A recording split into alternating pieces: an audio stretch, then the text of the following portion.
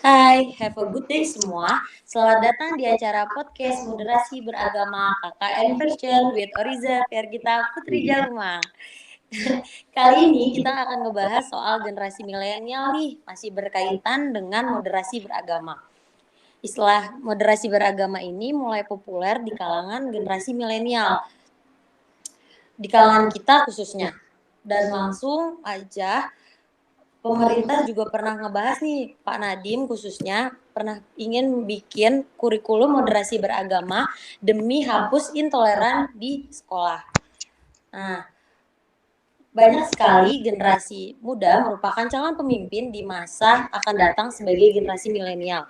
Maka perlu adanya pemahaman lebih lanjut terkait apa itu moderasi beragama.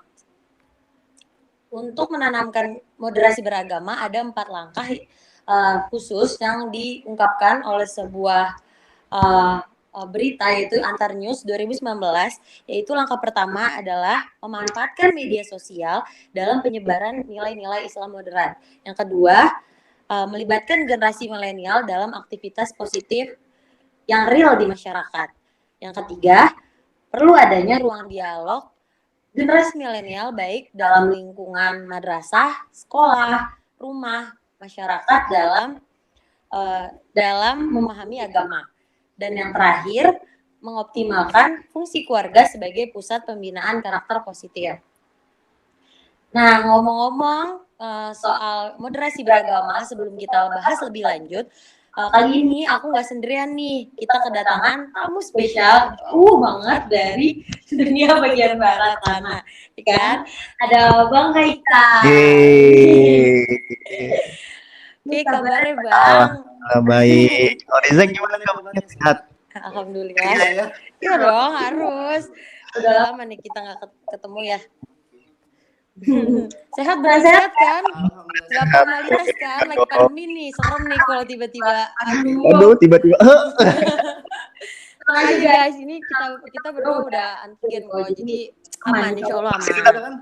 Udah dong, pasti yang kedua kan? Benar. Oke, lagi sibuk apa nih Bang?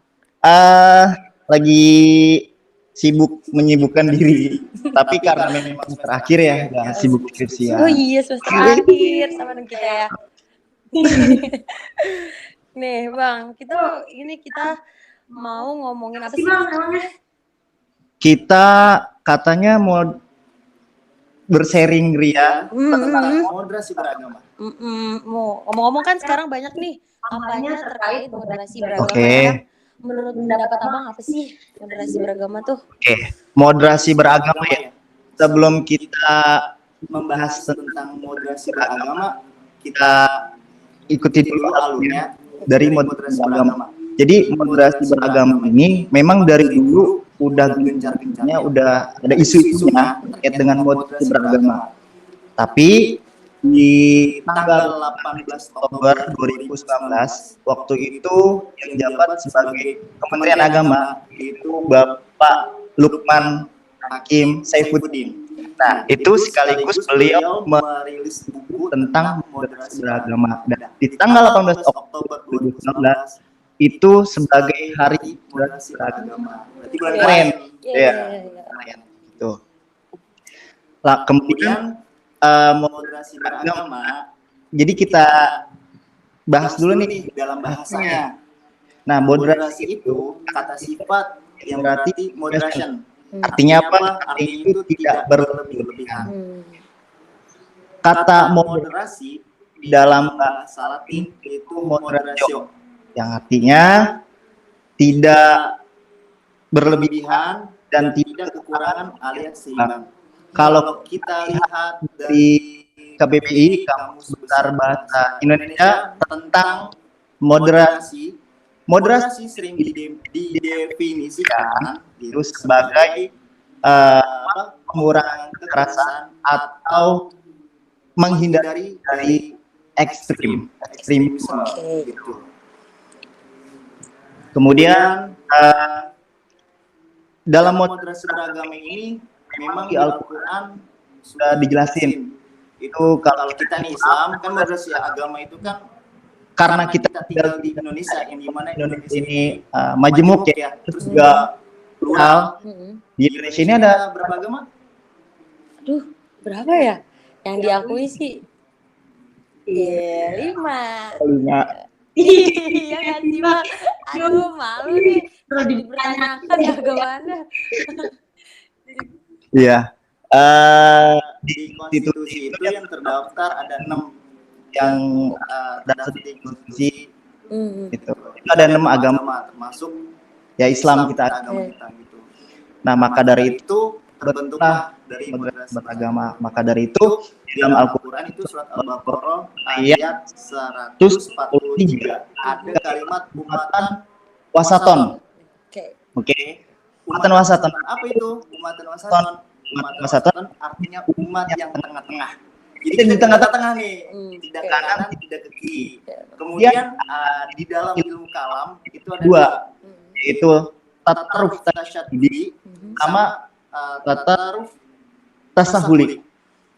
Itu ada 2. Nah, yang pertama tataruf tasyadudi itu adalah golongan kanan, ekstrim kanan. Iya, tasyadudi. Itu kanan. Kemudian yang kedua tataruf tasahuli itu ekstrim kiri. Nah, kalau kita membahas tataruf tasyadudi atau bisa diartikan golongan kanan itu biasanya tadi ada 3 hal.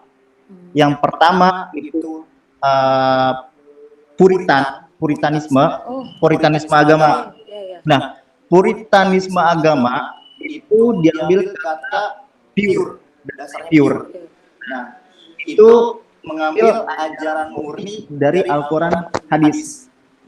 Makanya ada salah satu di dalam Indonesia pernah nggak dengar mari kita kembalikan Al-Quran dan hadis. Iya. Ada kan jargon ataupun ya ada seorang statement seperti itu. Nah, itu disebut puritanisme agama. Nah, implikasinya apa di dalam puritanisme ini? Yaitu implikasinya karena di Indonesia ini kan gini dulu deh, budaya dan tradisi di Indonesia kan banyak nih kehitung ya. Nah, kemudian budaya dan tradisi di Indonesia ini dikolaborasikan dengan agama karena Wali Songo dulu kan masuk di Indonesia ini khususnya Pulau Jawa kan berkolaborasi lah antara budaya dan agama. Nah, di situ maka kalau yang pertama ini puritanisme agama, orang yang ekstremisme kanan yang jargonnya kembalikan Al-Quran dan hadis, maka orang tersebut mudah untuk membid'ahkan. Jadi ya maulid bid'ah, cara kubur bid'ah, ahlul bid'ah gitu. Itu. Makanya udah bid'ah. Parah. Ya begitu. Nah, kemudian itu yang pertama, puritanisme. Nah, yang kedua, mungkin kita pernah dengar di tahun 2019 atau 2018 lah tentang fundamental dan radikal. Ya kan? Pernah kan dengar? Nah, kita bahas dulu fundamentalis itu berasal dari kata fundamental, yaitu dasar. Terus kemudian radikal itu radikalisme diambil dari kata radix yang berarti akar. Nah, memang betul kita belajar agama itu ya harus fundamental, harus dasar. Terus juga memang betul kita mempelajari agama harus dengan radikal, yaitu secara mendalam. Lalu setengah-tengah, nanggung, gitu. Nah, yang lebih parahnya lagi di atas, yaitu namanya irhabi. Apa itu irhabi? Irhabi itu adalah terorisme. Terorisme itu ya sudah danger lah ya, udah lebih dari danger lah, bahaya gitu. Dan itulah yang disebut tataruf tasyadudi, ada 3. Kemudian yang satu lagi yaitu tataruf tasahuli, yaitu ekstrim kiri.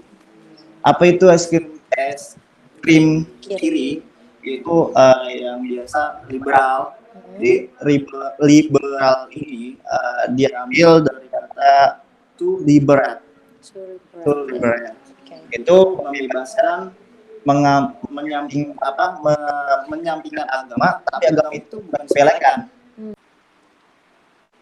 Nah, lanjutnya Bang, berarti kita tadi ada 2 macam tuh, ada tataruf tasyadudi wa tataruf tasahul. Nah, lalu posisi kita kebanyakan masyarakat di Indonesia nih itu berada di mana sih Bang? Sebenarnya kita harus mengambil sikap ya atas yang kanan dan kiri, dan posisi kita di mana nih? Ya posisi kita yang tadi bisa dikatakan di surat Al-Baqarah 143, yaitu tengah-tengah itu tengah-tengah.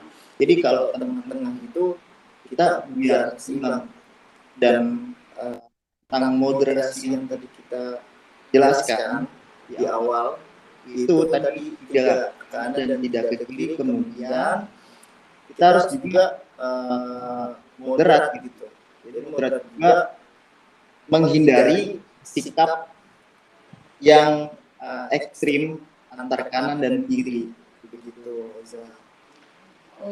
Jadi kalau misalkan jika disandingkan kata moderasi ya, itu moderasi beragama jika disandingkan yaitu sikap mengurangi kekerasan atau menghindari dari ekstrim dalam cara pandang, sikap dan praktik beragama. Oke. Terus kalau menurut Abang sendiri nih, histori moderasi beragama di Indonesia tuh gimana sih? Secara histori moderasi beragama. Kalau kita lihat ya Indonesia ini kan banyak banget ya, tadi kita budaya bahkan agama, karena masyarakat Indonesia budayanya sangat kental dan agamanya juga sangat kental. Indonesia memang tidak memiliki utama dalam agamanya, maksudnya walaupun Islam sebagai mayoritas ya, kemudian kan masih ada agama-agama lain, akan tetapi kita bersemboyankan Bhinneka Tunggal Ika, ya, berbeda-beda tetap satu jua gitu. Ya, kita lihat tokoh-tokoh atau founding father-nya Indonesia kan membuat ataupun menyusun dari konstitusi kan tidak hanya mengambil dari satu tokoh agama, maka beberapa tokoh agama itu ikut serta dalam mensejahterakan, kemudian ya itu terciptanya komitmen bangsa dan bernegara dengan secara damai gitu. Oke. Terus nih istilah moderasi itu kan juga identik dengan toleran ya, berarti kita bisa simpulkan ya, atau lain sebagainya sebutannya apa.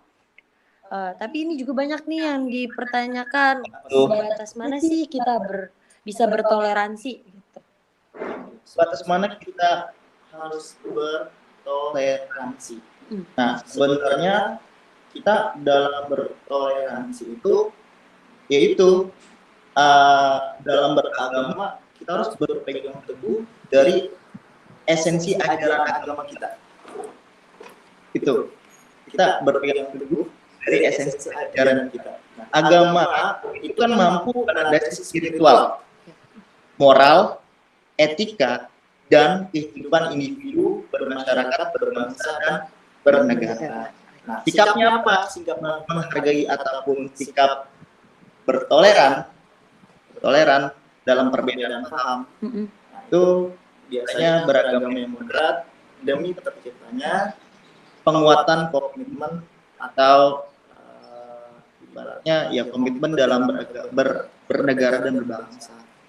Jadi toleran kita karena memang di sini kita kan biasanya tinggal ataupun kita kan masih muda nih, teman kita kan ada nonis Islam, itu kan juga ada hari-hari di mana mereka merayakan harinya, kita juga merayakan hari kita, tapi situlah toleransi yang sesungguhnya, kita saling menghormati.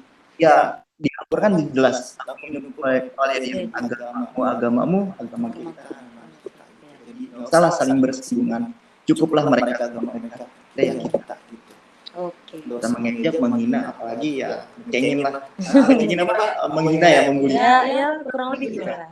Jadi intinya tuh ini ya Bang, semua tuh toleran berlandasan karena budaya, kita berbudaya, bernegara, ya karena itu ya. Dan oleh landasan itu. Oke deh, ngomong-ngomong, kita kan ngomong moderasi sebagai kayak generasi milenial nih ya. Apa moderasi beragama penting bagi generasi milenial nih? Tapi sebelum itu, menurut Abang siapa aja sih generasi milenial itu? Generasi milenial.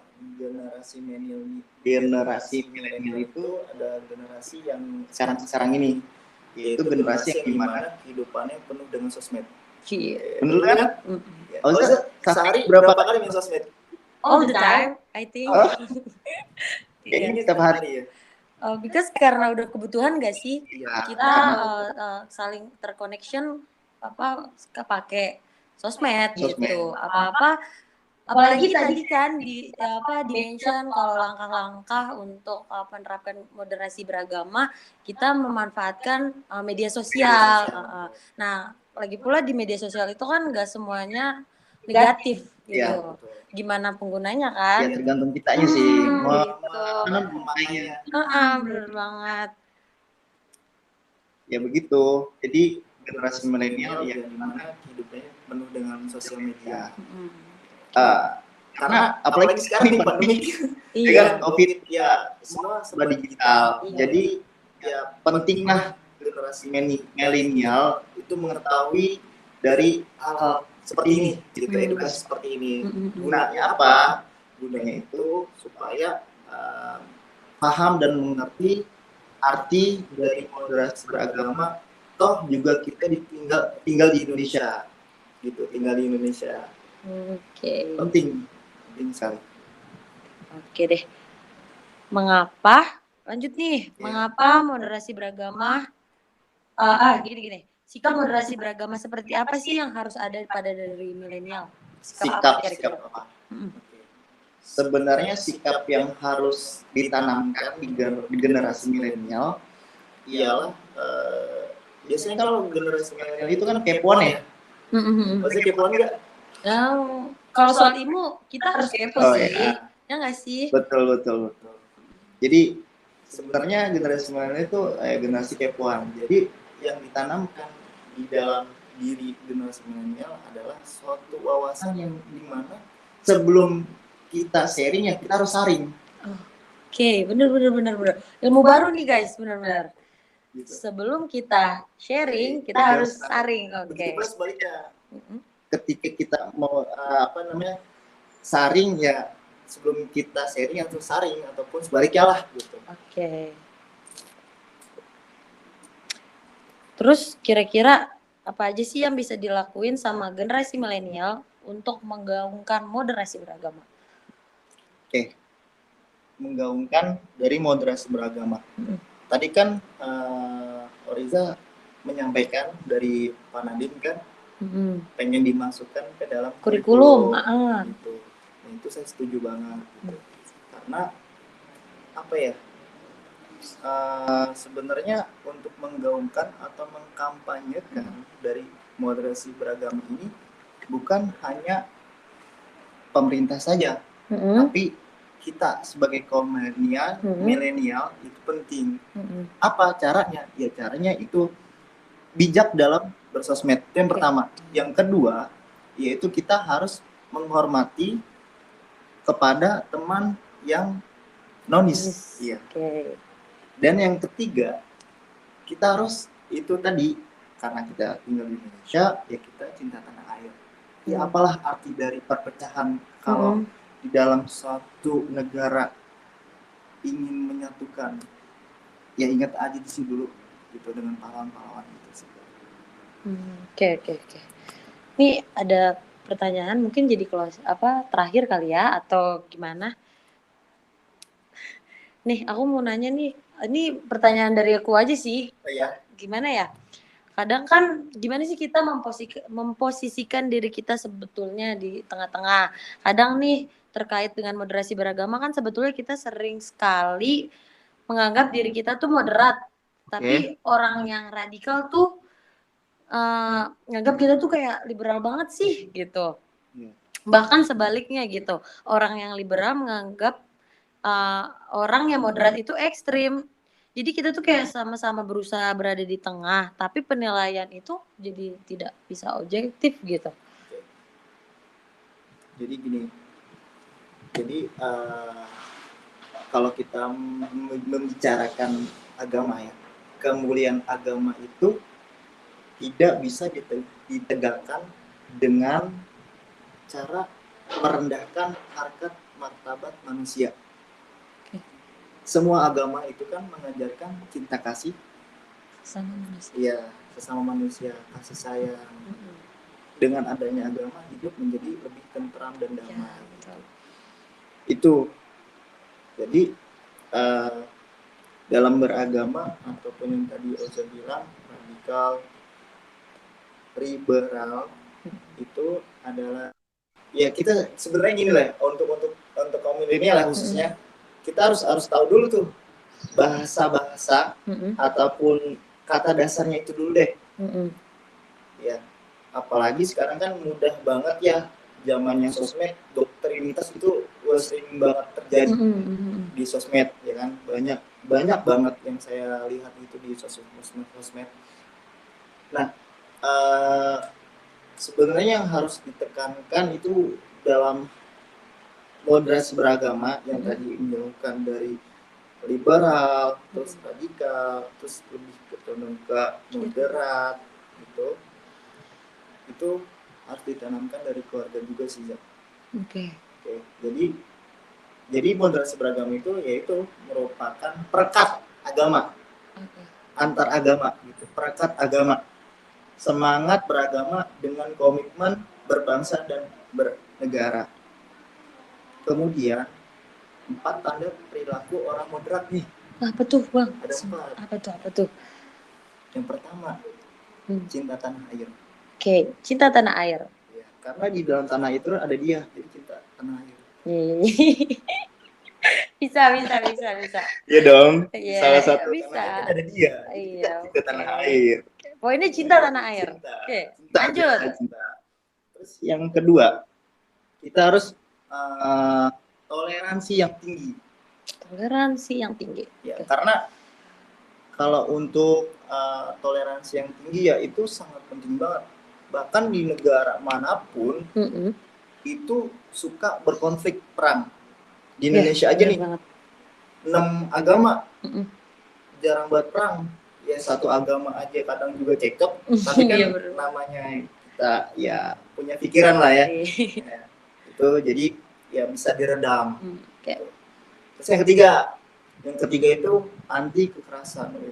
KDRT. Anti kekerasan. Jadi ya dengan cara moderasi beragama kita menjauhkan dari hal-hal tersebut. Itu dengan radikal. Ya, radikal itu kan suatu hal yang suatu perbuatan lah. Implementasi di dalam perbuatan. Terus dan yang terakhir ramah akan keberagaman budaya lokal. Itu. Cinta lokal ya. Cinta lokal pride. Iya benar. Ya, kan ada lagi cintailah produk Indonesia. Oke, ya lokal pride. Terus. Memang dari 4 hal ini sebenarnya Nabi pun sudah bilang yaitu kan Allah menghadirkan Rasul itu untuk membenahi akhlak. Ya, di dalam Maulid kan wa kana Rasulullah sallallahu alaihi wasallam ahsanan nasi khulqan wa khuluqa. Jadi Nabi dengan parasnya yang indah, kemudian dengan akhlak yang baik. Akhlak baik. Nah, kalau kita nih milenial kan biasanya kan kalau kita mengaku sebagai milenial, jangan mudah tersinggung dalam beragama. Tapi dilihat dulu menghina atau tidaknya. Kadang-kadang kan biasanya nih milenial kan banyak jokes nih kan. Dark jokes gitu. Sering banget kan untuk menghina, membuli mewakili dari suatu agama gitu. Tinggal kita bijak nggak untuk Bijak menanggapi untuk, ya. hal-hal yang kayak gitu ya. Karena ada lagi nih di dalam surat An-Nahl nih, ayat 125 nih. Kenapa tuh? Yaitu ud'u ila sabili rabbika bil hikmah wal mau'izatil hasanah. Apa tuh Bang, apa? Ud'u ila sabili rabbika bil hikmah wal mau'izatil hasanah. Wajadilhum billati ahsan. Billati ahsan. Jadi ajaklah ajaklah ke jalan Tuhanmu dengan hikmah, pelajaran, serta ya berdebatlah dengan cara yang baik. Jadi kita yang baik-baik aja. Nggak usah apa-apa ngotot, apa-apa sensi, temperamental. Gitu. Oke deh. Ada lagi gimana? Wah, bagus banget nih Bang pembahasannya. Jadi apa ya? Lagi insight-insightnya tuh bagus-bagus banget. Terus apalagi aku jadi dapat hal-hal yang baru, pandangan baru dari Bang Haikal nih. Tapi sebelumnya nih, kayaknya ini ada rada out of context deh. Tapi aku pengen tahu pandangan Abang.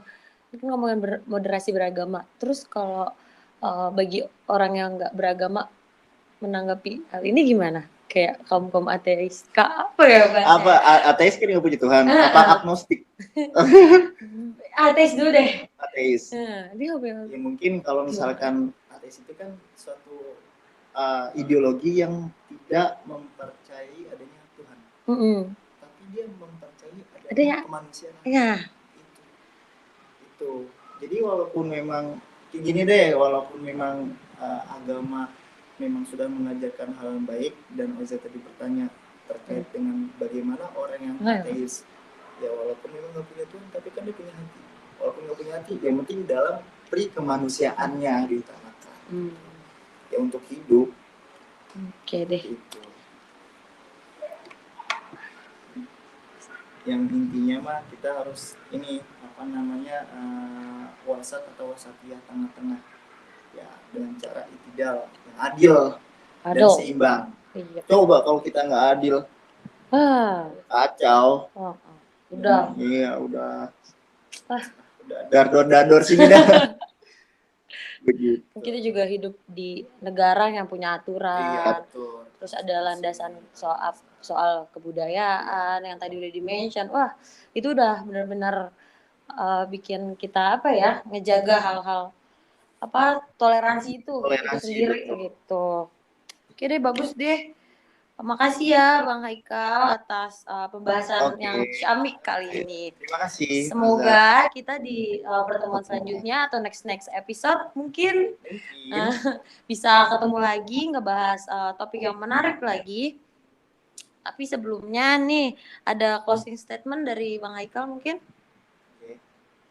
Kalau untuk closing statement di dalam moderasi beragama untuk kaum milenial, yaitu kita yang pertama itu tadi harus cinta terhadap tanah air. Cinta tanah air. Kita aja kalau melihat bola contohnya bola aja, supporter deh, kita nonton bola aja, sepak bola cinta banget ya sama klub kita gitu. Bagaimana kita cinta tanah air? Sedangkan cinta tanah air aja lebih wah. Ya makanya kan ada lagu ataupun ada fatwa kan, kubul watu minal iman. Cinta negara sebagian dari iman. Gitu. Yang kedua toleransi. Yang ketiga itu tadi kita harus bisa menyaring mana yang baik dan mana yang buruk. Iya betul. Saring sebelum sharing. Oke, itu saja. Oke, terima kasih Bang. Baik, akhirnya kita sudah berada di ujung acara. Teman-teman semua, terima kasih yang udah dengerin, ngeluangin waktunya buat sharing-sharing sama kita. Terima kasih Bang Haikal. Terima kasih sekali lagi. Akhirnya saya pamit undur diri. Terima kasih atas perhatiannya. Selamat siang, pagi, siang, sore, dan malam. Sampai jumpa. Wassalamualaikum warahmatullahi wabarakatuh. Stay classy, stay healthy, and peace.